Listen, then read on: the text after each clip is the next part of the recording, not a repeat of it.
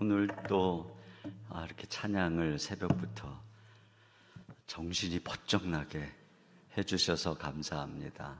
우리 교회도 남성 중창단이 있는데 더 잘하시는 것 같아요. 물론 우리 교회 중창단도 잘하는데 힘이 있으시네. 힘이, 파워.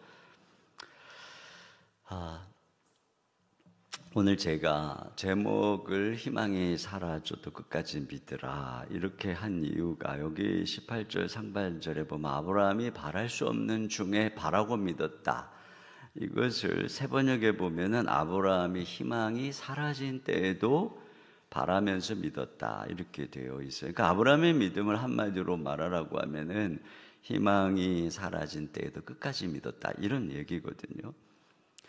그러면 왜 아브라함이 희망이 사라졌다고 얘기를 할까요? 그것은 하나님께서 아브라함에게 내가 너를 통해 큰 민족을 이룰 것이다 이렇게 약속을 받았지만 자신과 아내가 늙어버렸기 때문에 그렇습니다. 그러니까 아직 젊을 때에는 희망이 있죠. 근데 이제 나이가 늙어서 더 이상 아들을 낳을 수가 없는 그런 상황이 되니까 희망이 사라진 것이죠. 그런데 이렇게 희망이 사라져 있는 순간에도 아브라함이 믿었다는 것입니다. 하나님은 그 아브라함의 믿음을 의로 여기셨다 이렇게 말씀하고 있어요. 그러니까 인정했다는 것입니다. 그러니까 아브라함은 문제도 많고 연약한 점도 많고 그런데 단 한 가지 아브라함이 하나님을 믿은 것 그것을 하나님이 의로 여기셨다. 바로 그 말씀인 것이죠. 자, 바로 그 믿음, 그러니까 아브라함이 하나님 앞에 부족한 건 많아요. 그런데 그 믿음 때문에 하나님이 아브라함을 의롭다, 올바르다. 그래서 하나님이 그를 민족의 조상으로 삼으신 그 믿음이 뭘까? 자, 그 아브라함의 믿음은 첫째로는 창조와 부활의 하나님을 믿은 믿음이라고 되어 있어요. 17절에 보시면은 기록된 바 내가 너를 많은 민족의 조상으로 세웠다 하신가 같은 이렇게 시작을 하고 있는데 이렇게 말씀하실 때가 아브라함 99세에 나타나서 하신 말씀입니다. 아브라함 99세, 사라 89세 이게 두 사람 다 늙어가지고 이제는 자식을 낳는다는 것은 상상할 수도 없는 그때에 하나님이 나타나서 내가 너를 많은 민족의 조상으로 세웠다. 그러면서 두 사람 이름을 바꾸라고 그랬잖아요. 아브라함, 사라로 바꾸라고 하면서 열국의 아비, 열국의 어미 이렇게 하실 때 그 나이가 아브라함이 99세입니다. 사라가 89세입니다. 그때 하나님께서 내가 너를 많은 민족의 조상으로 세우겠다라고 말씀하실 때 아브라함이 믿은 하나님은 어떤 하나님인가? 여기 17절 하반절 말씀을 같이 한번 보도록 하겠습니다. 이렇게 같이 읽습니다. 시작. 그가 믿은 바 하나님은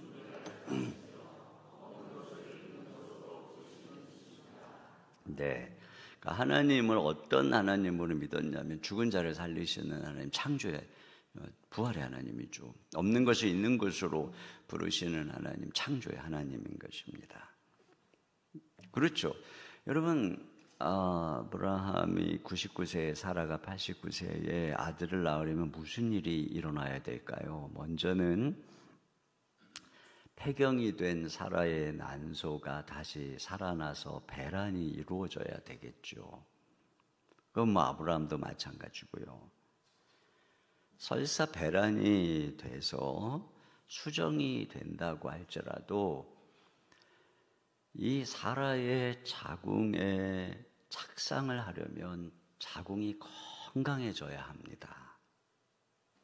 또 설사 착상을 했다 해서 자궁 안에 임신이 이루어졌다고 할지라도 이게 유지가 되려면 태중의 아이에게 10달 동안 영양분을 보충할 수 있도록 사라의 늙은 몸이 건강해져야 됩니다.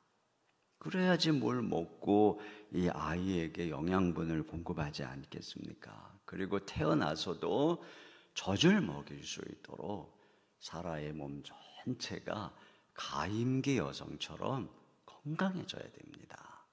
여러분, 이런 일이 일어나지 않고 그냥 하나님께서 내년에 나을 거다 그러니까 뭐 89세 할머니가 나았다, 뭐 그게 아니잖아요. 나으려면 임신을 해야 되고 태중에서 자라야 되고 그 아이에게 젖을 물려야 되잖아요. 그런 일이 일어난 것입니다. 하나님, 아브라함은 그걸 믿었다는 것이죠. 여러분, 이 성경을 보면은 참 이상한 사건이 하나 나오는데, 사라가 잉태해서 이삭을 낳는 게 창세기 21장에 나옵니다. 근데 창세기 20장은 이게 연대기적으로 하면은 아직 아들을 낳기 전이니까 사라 나이 89세 때죠. 근데 그때 무슨 사건이 바로 그 20장에 기록되어 있냐면은 아브라함과 사라가 그랄 땅에 갔어요. 그랬더니 아비멜렉이 사라를 아내를 삼겠다고 데려가는 내용이 나옵니다. 또 아브라함도 사라를 누이다 이렇게 말하는 내용이 나옵니다. 예전에 한 24년 전 사라 나이 65세 때 애굽 땅에 갔을 때 그런 일이 있었죠. 아내가 아름다우니까 누이라 하자. 자기 목숨을 보존하려고 그렇게 했었습니다. 그런데 지금은 세월이 24년이라는 세월이 지나서 89세입니다. 그러니까 아니 세상에 아무리 그래도 그렇지 그 땅에 얼마나 아름답고 젊은 아가씨들이 많을 텐데 89세의 할머니를 아내를 삼겠다고 데려가는 게 말이 됩니까? 그러니까 많은 학자들이 성경이 연대기적으로 기록된 게 아니다 이렇게 얘기를 합니다. 근데 여러분, 진짜로 그 다음 장에서 사라 나이 90세에 아브라함 나이 100세에 아들을 낳으려면 무슨 일이 일어나야 됩니까? 정말로 사라가 창세기 21장에서 이삭을 잉태한 것이 사실이라면 바로 그 앞에 89세에 사라의 모든 전신이 바뀌어야 됩니다. 가임기 여성으로 변화되어야 됩니다. 모든 몸이 새로워져야 되는 것이죠. 그런 일이 일어났다는 것을 성경은 우리에게 암시해 주고 있는 거죠. 아브라함은 부활의 하나님을 믿었고 실제적으로 그의 삶 속에서 부활의 능력을 경험한 것이에요. 그러니까 부활과 창조의 하나님은 우리에게 약속만 하시는 하나님이 아니라 그 일이 실제적으로 이루어지게 하는 하나님인 거죠. 여러분, 구약의 갈렙을 한번 생각해 보세요. 자기 나이가 85세로 돼 내가 45년 전이나 지금이나 힘이 동일하니 이 산지를 내게 주십시오 이렇게 여호수아서에서 이야기를 합니다. 그러니까 45년 전에 가데스 바네아에서 정탐꾼들이 다 탐지를 하고 돌아왔을 때 10명의 정탐꾼들이 부정적인 보고를 할 때에 여호수아와 갈렙만큼은 이 땅은 하나님이 주신 우리 밥이다 이렇게 믿음으로 보고를 했습니다. 하나님께서 열정탐꾼의 말을 듣고 다 믿지 않고 돌아선 그 당시에 20살 이상의 모든 이스라엘 백성들은 광야에서 다 죽었습니다. 그래서 갈렙의 부모님도 죽고 형님도 죽고 친구도 죽고 동생도 죽고 그때 나이 갈렙 40세니까 뭐 그때 20세 이상이 다 죽었으니까 막 다 죽었습니다. 그 당시에 이들의 그 인구수를 보면은 60만 3,550명이 남자의 군사의 숫자입니다. 여자까지 하면 120만이 넘고 군대로 못 나갈 그 할머니, 뭐 할아버지까지 하면 뭐 숫자가 몇일까 될지 몰라요. 뭐 한 200만 명 정도가 죽었다고 한번 해보세요. 여러분 40년 동안 200만 명이 자연사 하기에는 너무 짧은 시간입니다. 그런데 하나님께서 그 40년 동안 다 죽였습니다. 그래서 땅이 갈라져 죽기도 하고 불뱀이 내려와서 죽기도 하고, 그러니까 불신앙의 백성들은 다 40년 동안 죽었어요. 유일하게 2명만 살아남은 것이죠. 여호수아와 갈렙. 그만 살아남아서 그들이 가나안 땅에 들어갈 때 20세 이상이 다 죽었으니까, 그리고 40년이 지났으니까 최고령이 60세입니다. 다 젊은 세대입니다. 근데 80이 넘은 사람 딱 둘만 있는 거예요. 여호수아와 갈렙. 그리고 가나안 땅에 들어가서 정복 전쟁하느라고 한 5년 정도가 지난 갈렙 나이 85세에 그가 드디어 자기가 탐지했던 땅 헤브론 산지 앞에 이른 것입니다. 그리고는 뭐라고 얘기를 합니까? 내가 45년 전이나 지금이나 똑같습니다. 그러니 그날 45년 전 하나님께서 나에게 약속한 이 땅을 내게 주십시오. 이렇게 고백을 하는 것이죠. 이걸 보면 하나님께서 갈렙을 모든 사람이 다 죽는 40년 동안 하나님이 그를 생존케 하셨을 뿐 아니라 지금 그 순간까지 건강을 동일하게 노화되지 아니하고 그가 살아가도록 붙잡아 주셔서 그 사명을, 약속을 이루게 한 것을 알 수 있어요. 그러니까 하나님께서는 우리에게 어떤 약속을 주실 때, 그리고 우리가 그 약속을 굳게 믿음으로 붙잡고 나아갈 때, 하나님은 어떤 하나님이냐? 부활의 하나님이시고 창조의 하나님이시기 때문에 하나님이 그 일을 이루신다. 이걸 우리가 성경에서 보게 되는 것이죠. 이 세상의 기적의 정점이 어디에 있을까요? 사람들이 가장 원하는 이 땅에서의 기적은 노화를 멈추고 죽음을 멈추는 것입니다. 그래서 건강을 위해서 돈을 아끼지 않죠. 노화를 방지하기 위해서 뭐 피부과에 얼마나 많은 돈을 쏟아붓는지 모릅니다. 그러나 죄로 인한 생로병사를 멈출 사람은 아무도 없습니다. 그런 면에서 기적의 정점은 어디에 있는 것이냐면은 죄로 인해서 이 노화되고 죽고 부패하는 문제를 해결하는데 기적의 정점이 있는 것입니다. 그 기적의 정점에 뭐가 있는 것입니까? 바로 예수님의 죽음과 부활이 있습니다. 여러분, 모든 구약에 나오는 사람들이 뭐 이렇게 늙지도 않는 일, 또 다시 뭐 회춘하는 일, 죽었다 살아나는 일이 성경에 많이 나오잖아요. 이건 전부 다 예표입니다. 어떤 이들 병고침을, 죽을 병의 고침을 받았어도, 죽었다가 살아났어도 그들은 다 죽었습니다. 다시 다 죽었습니다. 그런데 오직 한 분 예수님만큼은 우리의 죄를 짊어지시고 죽으시고 부활하셔서 지금도 살아계신 분입니다. 오직 예수님만이 역사 속에서 죽음을 이기시고 여전히 살아계신 분이 바로 예수 그리스도인 것이죠. 하나님께서는 바로 이 예수님, 죽으시고 부활하신 예수님을 높이 드셔서 우리의 주와 그리스도가 되게 하신 것이에요.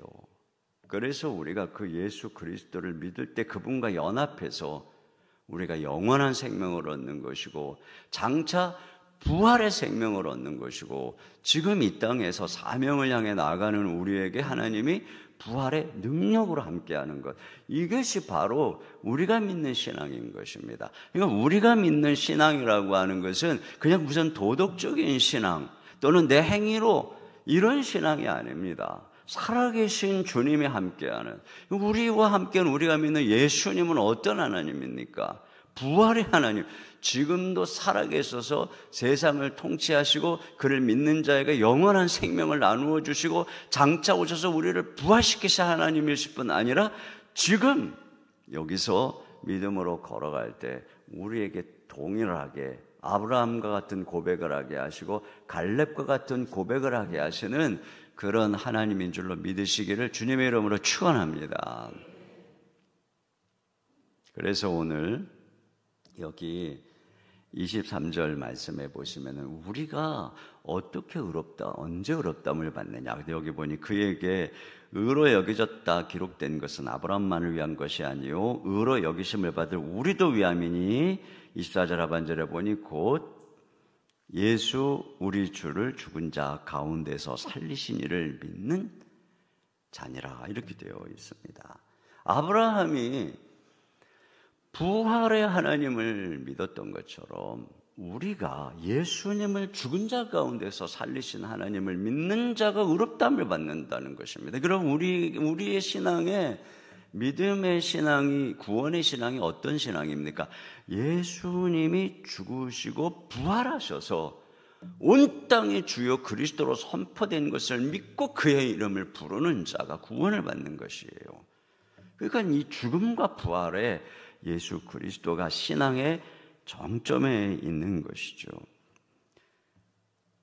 그런 측면에서 여러분 우리가 믿는 이 신앙이 부활신앙이라고 하는 것을 우리가 기억해야 합니다. 성경에 보면 바울 같은 경우에 루스드라에서 유대인들에게 돌로 맞는 장면이 있잖아요.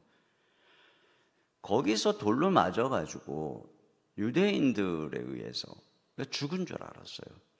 죽은 줄 알아서 성 밖에다가 내다 버렸는데, 그러니까 제자들이 이렇게 쳐다보고 있는데 바울이 부시시 일어납니다.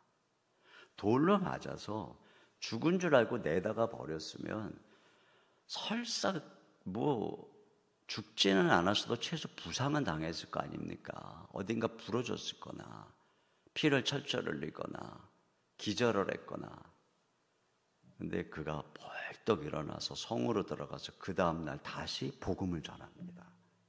이걸 보면은 이게 어떻게 가능할까? 저는 이 말씀을 보면서 생각하는 게 바로 그것입니다. 바울에게 부활의 능력이 함께하고, 그러니까 바울이 가장 원한 게 무엇인지 아세요?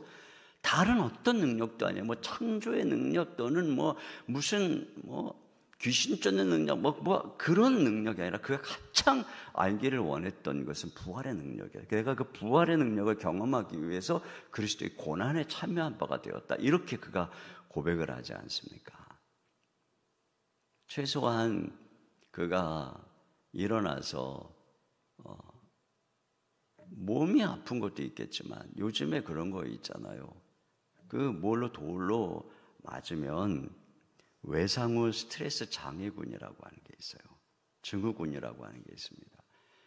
그래서 우리가 예를 들어가지고 누군가에 갑자기 폭행을 당하거나 그런 일이 생기면 길에 가다가 누군가가 막 와도 저 사람이 나를 때릴 것 같아서 잘 못 갑니다. 여러분 교회에 다니다가 누구에게 험한 말을 듣고 상처만 받아도 그 다음부터 교회 오는 거 무서워하고 봉사하는 거 다 멈추고 그런 사람이 얼마나 많습니까? 그런데 바울이 복음 전하다가 돌로 두들겨 맞아서 거의 죽은 것처럼 돼서 일어났는데도 다음날 일어나서 또 복음 전하러 갔다. 여기에 보면 이 부활의 하나님이 바울의 건강을 회복시켜 주실 뿐 아니라 그의 내면의 모든 상처도 두려움도 회복시키고 그와 함께 하시는 그 능력이 그와 함께 하고 있구나. 여러분 이것이 우리들의 삶인 거예요. 교회 다니다가 뭔 일이 있다고 상처가 되면 뭐 하고 이게 자기의 힘으로 하려고 하기 때문에 그런 일이 생기는 것입니다. 부활의 능력은 어디서 나오는 겁니까? 내가 죽을 때 나오는 것입니다. 부활의 능력은 내가 죽기를 각오할 때, 그러니까 살고자 하는 자는 죽는 것입니다. 그러나 죽고자 하는 자에게는 부활의 능력이 함께하기 때문에 바울의 뭐예요? 내가 우겨쌈을 당해도 쌓이지 아니하고 고꾸라트림을 당해도 고꾸라지지 아니하고, 이것이 바로 주님이 우리에게 오늘도 부어주시는 부활의 능력인 것을 믿음으로 바라보시고 담대하게 믿음으로 걸어갈 때 부활의 능력이 여러분과 함께 하시고 여러분에게 갈렙과 같은 능력이 85세가 되어도 강건한 능력이 또 사라와 같은 능력이 주어져야 될지는 잘 모르겠습니다만 그런 그 놀라운 하나님의 능력이 여러분과 함께 할 줄 믿습니다. 전 믿어요. 하나님이 나에게 힘을 주실 것이다. 두 번째로 아브라함의 믿음은 어떤 믿음이냐면 연단된 믿음입니다. 여러분 여기 19절 이하에 보시면 19절에 이렇게 되어 있어요. 19절에 그가 백세나 되어 자기 몸이 죽은 것 같고 사라의 태가 죽은 것 같음을 알고도 이렇게 되어 있어요. 여기 알고도. 그건 알아요. 자기 이성이 지금 내 몸도 죽게 됐고 사라도 지금 할머니가 돼서 죽게 됐고 알아요. 이성이 뭐라 그래요? 경험이 이제 하나님의 약속은 끝났어. 그런데 그런 상황 속에서 아브라함의 믿음이 어떻다고 얘기합니까? 먼저 소극적으로 19절 하반절에 보니 믿음이 약하여지지 아니하고 믿음이 없어 하나님의 약속을 의심하지 않고, 이런 상황에서도 알아요. 분명히 상식적으로 말도 안 돼요. 그런데도 믿음이 약해지지 않았다, 의심하지 않았다는 것입니다. 믿음이 파손되거나 흔들리지 않았다는 것이죠. 여러분 성경에 보면은 믿음이 흔들리고 의심하는 걸 어린아이 믿음이라고 얘기를 합니다. 아브라함 99세 때 그의 믿음이 어린아이처럼 더 이상 요동하지 않게 됐다는 것입니다. 반면에 적극적으로 어떻게 됐다고 하냐면 20절 하반절에 보니까 믿음으로 견고하여져서 하나님께 영광을 돌리며 약속하신 것을 또한 능히 이루실 줄을 확신하였으니, 이렇게 되어 있습니다. 아브라함이 이 약속을 이루실 줄을 확신했다는 것입니다. 더 굳게 신뢰했다는 것입니다. 아브라함 나이 99세에는 그가 더 이상 어린아이처럼 흔들리지 않았다, 오히려 굳세졌다, 이렇게 얘기를 하고 있어요. 그러니까 희망은 점점 없어지는 것이에요. 상식적으로 생각할 때 더 가능성이 없어지고 있는 것인데 아브라함 나이 99세 때에 그의 믿음은 더 이상 옛날처럼 흔들리지 않았다는 것입니다. 여러분 옛날에 아브라함은 흔들렸어요. 그래서 그가 하갈을 취해서 이스마엘을 낳기도 하고 그러다 보니까 가정에 문제도 일어나고 이런 일도 생겼었습니다. 그런데 아브라함 나이 99세에 믿음이 어떠냐? 더 이상 의심하지 않는다. 오히려 굳세게 하나님을 믿었다, 이렇게 되어 있습니다. 제가 이걸 보면서 깨닫는 게 뭐냐면 아브라함의 믿음은 연단된 믿음이었구나. 그가 젊은 날에는 흔들리기도 하고 의심을 하기도 하고 그랬습니다. 그러나 25년이라고 하는 세월의 기다림 속에서 그의 믿음이 연단된 것입니다. 여러분 진짜 포도주는 세월이 가면은 썩는 게 아니라, 부패하는 게 아니라 숙성되는 것입니다. 기다림 속에서 진짜 믿음은 연단되는 것입니다. 흔들리지 않는 것이죠. 저희 교회는 아이들의 교육관을 찾다가 뭐 주변에 전부 상가를 임대해서 쓰고 있다 보니 계속 임대료는 올라가고, 그래서 장로님들과 의논하면서 건물을 찾다가 코로나로 인해서 빌딩 하나가 신축한 빌딩 하나가 저렴하게 나와가지고 그 빌딩을 구입을 하게 되었습니다. 저희 교회가 개척하고 10년 만에 한 250억의 건축을 광교에 했습니다. 그리고 그것을 얼추 빚을 갚아 나가고 이제 괜찮겠다 싶은데 저희들이 약 400억을 들여서 또 빌딩 하나를 2년 전에 구입을 했습니다. 근데 사실 뭐 엄청난 빚을 지고, 그런데 상황은 코로나 상황이었고 사람들은 여전히 금방 끝날 것 같은 코로나로 여전히 잘 못 나오는 상황이었습니다.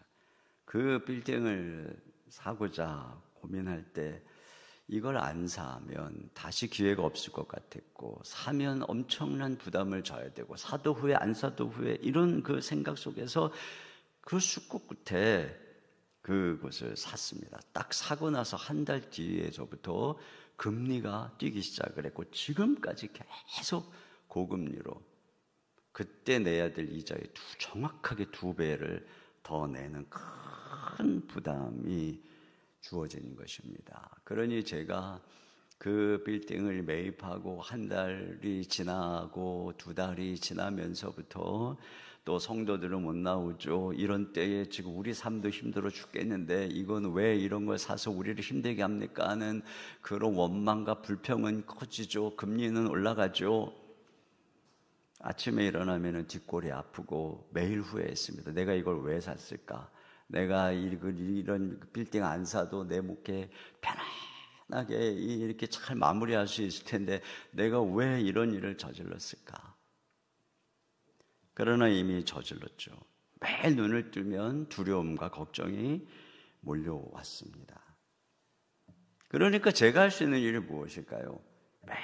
매일매일 하루하루 주님께 엎드려서 기도하는 것입니다. 어저께도 제가 말씀드렸던 것처럼 매일 나의 모든 염려 근심을 내 목소리로 일어나자마자 하나님께 아뢰고 모든 것들을 내어 맡기고. 근데 놀라운 것은 뭐냐면 말이에요, 상황이 그렇게 두려운데도 아침에 눈을 떠서 주님의 이름을 부르고 기도하면 주님이 제 옆에 딱 임재해 계시는 거예요. 그러면서 주님이 저를 딱 붙잡아 주시는 거예요. 두려워하지 말라, 내가 너와 함께하고 있다. 정말 신기한 거예요. 그렇게 두렵고 뒷골이 땡기고 이러던 상황인데도 기도하면 주님이 딱 계시니까 마음에 평강이 찾아오고 그날 하루를 믿음으로 걸어가고, 또 그 다음날 다시 눈을 뜨면 두려움이 확 밀려오면 또다시 주여 하고 엎드려서 기도하면 주님이 딱 옆에 계셔서 그날 살아갈 힘을 딱 주시죠. 제가 어제 그랬잖아요. 하나님은 그날 살아갈 힘을 반드시 준다고. 제가 그래서 그 빌딩을 산 이후로 맨날 하루만 살았습니다. 오늘만 살자, 오늘만 살자. 그러면 주님께서는 저에게 힘을 딱 주시고, 그리고 오늘 걱정, 근심, 두려움에 매몰되지 않고 믿음으로 살게 해주셨어요. 오늘을 믿음으로. 그러니까 막 성도들이 보면은 목사님 걱정 하나도 없는 것 같은 거예요. 나는 뭐 맨날 뒷골 땡기고 힘들고 온갖 뭐 원망, 비난 다 들어가면서 내가 왜 이 멍청한 짓을 했을까 하면 후회를 얼마나 수없이 하지만 주님 앞에 기도하고 막 믿음으로 말하고 믿음으로 걸어가고, 그렇게 지난 2년여를 살아왔습니다. 상황이 좋아진 것은 아무것도 없죠. 물론 그런 상황 속에서 쭉 걸어가는데 정말 신기한 건 뭐냐면요, 내 믿음이 연단되는 거예요. 매일 그렇게 주님 바라보면서 걸어가니까 오히려 지금 이자는 계속 금리는 올라가고 이런 상황이 되었는데도 나를 딱 붙잡아 주시는 주님을 매일매일 경험하다 보니 어느 순간부터 겁이 안 나는 거예요. 어느 순간부터 주님이 나를 딱 붙잡고 계신다. 견디는 힘이 딱 생기는 거예요. 제가 그 무게를 견디고 나아가는 지난 2년여 동안 코로나를 벗어나면서 아이들이 그 빌딩을 가득 메우기 시작을 했어요. 그래서 현장 출석률이 작년들보다 훨씬 높아지고, 요즘 아이들 얼마나 이 세상에 어렸어요. 애들이 몰려오기 시작하는 겁니다. 또 거기다가 빌딩만 산 게 아닙니다. 대안학교까지 만들었습니다. 요즘 아이들 얼마나 학교 교육 엉망입니까? 전혀 저는 교육자라서 기름 부으심이 없는 사람입니다. 그러나 한 가지 이 땅을 바라보니까 아이들을 향한 그 울분, 이거 가지고 우리 합시다. 그래가지고 막 교사 모집해가지고 거기 그래서 해고 났더니 돈 먹는 하만거야. 학교가 빌딩은 빌딩대로, 학교는 학교대로. 내가 또 학교는 왜 했을까 막 엄청 후회했습니다. 근데 지금 2년 반이 지난 지금 그 학교를 들어오려고 줄을 서고 있습니다. 줄을 서고 있어요. 그뿐이 아닙니다. 이 와중에도 저희 교회는 2년에 한 번씩 분립개척을 합니다. 오래된 교육자들에게 3억을 지원하고 100명씩 내보내는 분립개척을, 근데 4번째 분립개척을 또 작년에 했습니다. 이렇게 제가 선포했어요. 빚을 져서라도 하겠습니다. 그러니까 뭐 성도들이 바라보면 미친 거죠. 장로님들 중에 젊은 장로님들은 미친 짓이라고 생각을 했을 겁니다. 내가 생각해도 그런 거죠. 그러나 지금 장로님들은 당회 때 기도할 때 이렇게 기도합니다. 하나님, 저희들이 하나님의 능력을 제한하고 모든 것을 생각으로만 판단했던 것을 회개합니다. 하나님이 이 놀라운 일들을 이루시는 것을 감사합니다. 당회 때 장로님들을 기도를 돌아가면서 하는데 이렇게 기도를 하십니다. 제가 믿음으로 버티고 있으니까 어떤 일이, 물론 빚이 여전히 있죠. 근데 제가 빚을 갚느냐 안 갚느냐의 문제가 아니라 제가 믿음으로 주님 탁 바라보고 걸어가는 동안 빚을 다 갚았을 미래가 현재 와 있는 거예요. 아이들이 거기서 자라고 있고 다음 세대가 자라고 있고 거기서 그 지역사회를 위한 복지와 이웃사랑의 사역들이 일어나고 있고 선교를 향한 센터가 운영되고 있고 상담이 이루어지고 있고 제가 그걸 깨닫는 것입니다. 아, 하나님의 일은 이런 믿음으로 하는 것이구나. 내가 하나님만 굳게 믿음으로 순간순간 바라보고 걸어가니까 하나님이 이 역사를 이루시는구나. 제가 이걸 깨닫는 것입니다. 여기 이 그러므로 이것을 그의 의로 여기셨느니라. 저는 이 말씀을 보면서 주님이 저에게 이렇게 말씀하시는 것 같은 거예요. 네가 할 일은 믿는 것이다. 믿음, 내가 너의 믿음을 보고 너를 의롭다 하고 너를 세우고 너를 통해 일하는 것이지 다른 것이 아니다. 아, 내가 할 일은 한 가지구나. 믿는 것이구나. 그리고 생각해 보면 저는 그런 생각을 하게 되죠. 우리 교인들에게 그런 고백을 합니다. 내가 남다른 정직한 인품이 있는 것도 아니고 남다른 강직한 어떤 의지력이 있는 것도 아니고 남다른 학력과 배경과 무슨 명문가 집안의 그런 배경이고 뭐 건강이 남다른 것도 아니고 주님이 나를 사용할 만한 조건이 아무것도 없어요. 그런데 제가 깨닫는 게 뭐냐면 주님이 저를 만나주시고 그 이후로 제가 한 일이 뭔가 생각해 보니까 내가 약하니까 더 엎드려서 기도하고 더 주님 말씀 사모하고 새벽을 깨서 주님 바라보고 주님의 뜻이 무엇인지 알려고 애를 쓰고 순종하려고 애를 쓰고 그 제가 지난 예수님 믿고 걸어왔던 길이 뭔가 생각해보니까 한 가지예요. 믿으려고 했던 것뿐이었어요. 믿으려고. 어떤 힘든 순간에도 어떤 상황 속에서도 주님은 뭐라고 하시는지 주님은 살아계시지 엎드려서 믿으려고 하고 그러려고 밤새 기도하기도 하고 말씀 앞에 엎드리기도 하고 고민하고 오로지 그거 한 가지. 근데 주님이 그렇게 말씀하신 것 같아요. 그게 다다. 그게 다다. 믿음을 의로 여기셨느니라. 믿음으로 역사를 이루는 내 믿음대로 될지어다. 여러분 이 믿음으로 우리가 일어나서 걸어가야 되는 거예요. 매일매일 믿음으로 다시 일어나서 오늘만 사시면 되는 것입니다. 그러면 계속 걸어가다 보면 믿음의 역사가 일어나는 거예요. 한 가지 얘기만 하고 마무리하겠습니다. 미국 대공황 시대에 17세의 한 소녀가 있었습니다. 그날이 아버지 생일이었는데 그날 아버지가 임종을 앞에 두고 있었습니다. 아버지 돌아가시고 장례식 날 어머니는 7 자녀를 거느리고 무덤으로 발걸음을 옮겼습니다. 소녀에게 세상이 끝난 것 같았어요. 아이들은 7명이죠. 수입은 없죠. 집은 대출이 잔뜩 껴있죠. 대공황입니다. 언제 갚을 줄 모르는 상황입니다. 집안이 무겁게 가라앉았습니다. 신락 같은 희망도 보이지 않았습니다. 그런데 소리가 들렸습니다. 칙칙하고 무거운 정적을 깨고 부엌에서 빗질하는 소리가 들렸습니다. 잠시 멈추는가 싶더니 이번에는 더 힘이 들어간 소리로 쓱싹 쓱싹 빗질하는 소리가 들렸습니다. 사흘 동안 한마디도 하지 않던 어머니가 집안일을 시작한 것입니다. 쓱싹 쓱싹 빗질 소리가 들렸습니다. 그 빗질 소리가 이 소녀에게는 어머니가 말씀할 수 있는 것보다 가장 큰 소리로 이렇게 말하고 있었습니다. 인생은 계속된다. 희망은 다 사라진 것이 아니다. 우리는 주님을 믿었고 앞으로도 그 사실은 변함이 없을 것이다. 우리는 다시 힘을 내어 생을 이어갈 것이다. 소녀는 그때 어머니가 단순하게 집안일을 하는 소리가 얼마나 달콤했는지, 마음속에 희망과 믿음을 지피는데 얼마나 큰 힘이 됐는지 그녀의 일기장에 이렇게 적었다고 합니다. 세상이 완전히 무너지지 않았고 모든 걸 다 잃지도 않았다. 희망은 있다. 인생은 계속된다. 그렇습니다. 아브라함은 희망이 사라진 것 같을 때에도 바라고 믿었습니다. 그 믿음을 의로 여기셨습니다.